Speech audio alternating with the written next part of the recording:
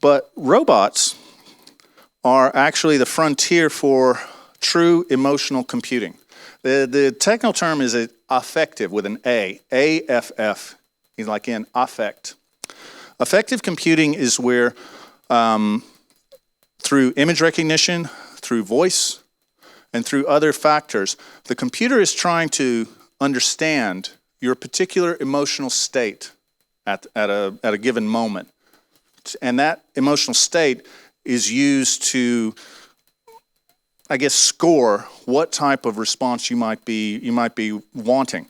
I mean, for example, I had a voice-activated service. I'm a fan, by the way, of the Seattle Seahawks, the local football team where I live in Seattle. And I was, watching television, and basically, well, in football, it's called an interception. Our quarterback throws the ball, the other team catches the ball, is running to score, and I'm screaming.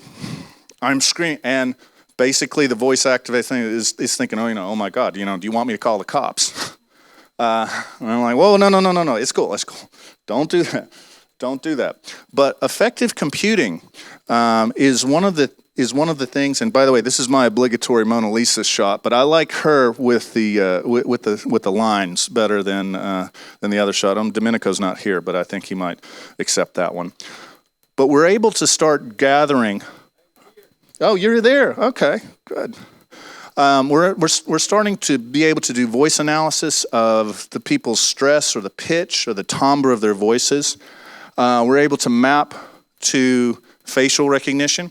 I mean, for example, we pretty much know that everybody here, at least as I can see, the general positioning of the eyes and the nose, but the individual measurements between the tip of my nose and the center of my forehead is going to be different from Domenico's, which is going to be different from my daughter's, which is going to be different from this gentleman in front of me. And those types of scores are being used to analyze whether we're smiling, whether we're showing disgust, anger, fear, sort of the primary colors of emotion.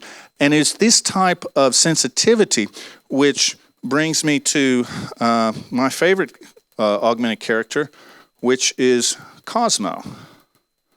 Now let me get him playing.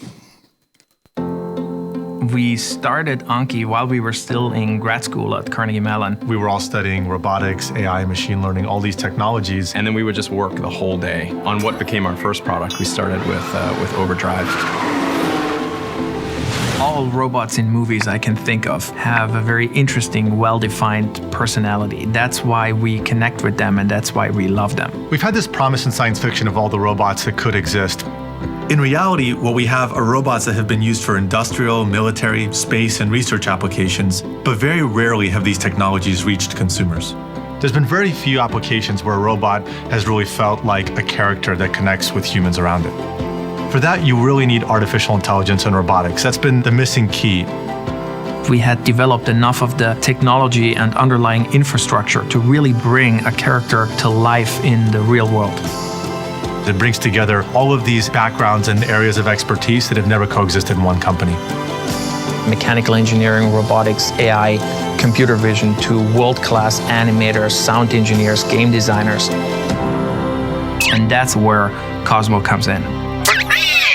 This is Cosmo. Cosmo is a rambunctious little kid. A little bit mischievous. He's smart. A lot of robot in a very small package. All the technology inside of Cosmo is really there for one reason, to bring the magic of robotic character to life. It's a very complex system and has 4 transmissions inside of it with probably 40 or 50 gears. Each robot is made out of over 300 different parts. There's the AI systems, The robotics, accelerometers, the animation, gyros, the computer vision. We're running an extremely complicated artificial intelligence inside the robot, which needs to make thousands and thousands of decisions per second. He's a mobile manipulator. He can drive around the world. He can see you. He can recognize you. He looked up at me and his eyes went, whoa. And I was like, whoa, he just recognized me. It gives you goosebumps because you realize that this is a little character who actually understands who you are and what role you play in his world. figuring out the path to a unique personality it's an ongoing question. I think we did about 40, 50 studies on just little nuances, looking at the interface with the monitor, where the eyes are going to look at you. Cosmo moves the head and follows you. Every little detail has its special attention paid to it. We literally have a rigged up version of Cosmo in Maya, where our animators can animate him using the exact same techniques that they would use for a digital character. Except the output isn't rendered, the output is actually Cosmo behaving in the real world. We've been looking for ways to make it either feel more organic, more imperfect, so that it feels more animated.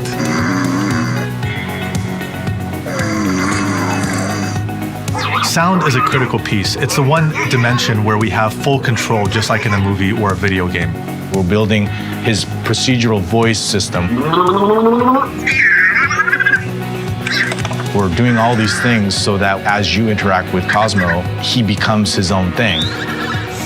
One of the things that makes Cosmo so surprising and so lovable is that he defies your expectations. We're creating something that really does feel like it's part of the family. Those are the moments we usually don't share with machines or robots until now. Cosmo is a pioneer for the ability to create characters and tell stories in the real world. With this technology, we can make additional characters with new capabilities, new personalities at a level that we've never seen before.